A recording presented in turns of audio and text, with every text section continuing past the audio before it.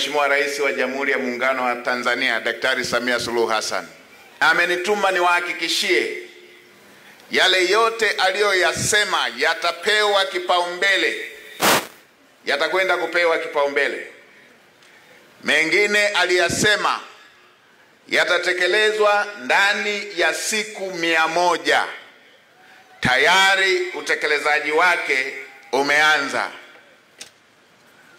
Huyu ni kiongozi ambaye akisema anatekeleza, na ushahidi huo tunao, na vitu alivyovifanya katika miaka takribani 4 na sehemu iliyopita inathibitisha hayo.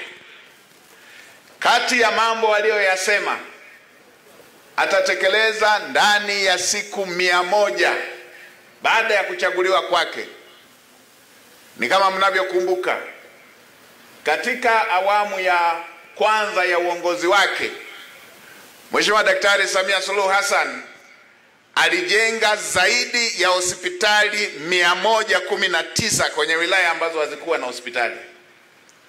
Alijenga zaidi ya vituo vya afya 640 kwenye kata za kimkakati na makao makuu ya tarafa zote za nchi hii ambazo zilikuwa bado hazina vituo vya afya.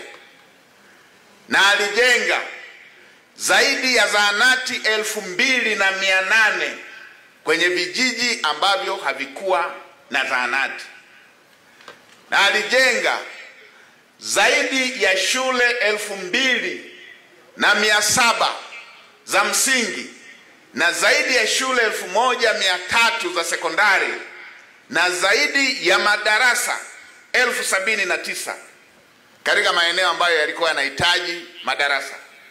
Baada ya kukamilisha majengo haya kwa nchi nzima, kwenye maeneo yaliyokuwa na uhitaji wa majengo haya, wa miundombinu hii, ulijitokeza upungufu wa wataalamu katika maeneo haya, upungufu wa watoa huduma za afya kwenye hospitali zetu, kwenye vituo vya afya na kwenye zahanati.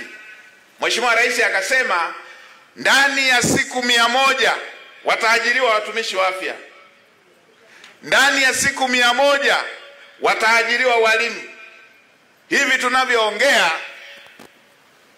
tayari tangazo la ajira lilishatoka la kuanza ajira 12,000 zikiwepo 5,000 za afya na 7,000 za upande wa elimu. Na masuala ya usaili yanaanza tarehe 10 ya mwezi huu, wiki ijayo.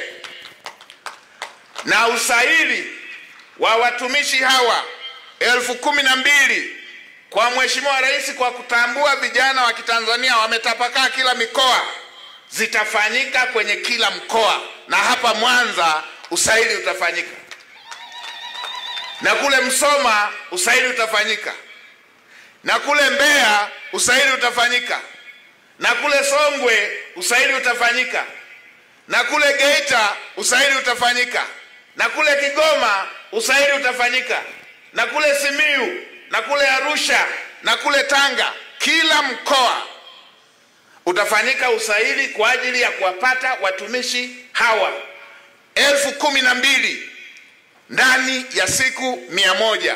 Na mpaka itakapofika Januari 10, watumishi hawa watakuwa tayari kuripoti ofisini na kuanza kazi mara moja, kama Rais alivyowaahidi wananchi wakati anapita kwenye kampeni.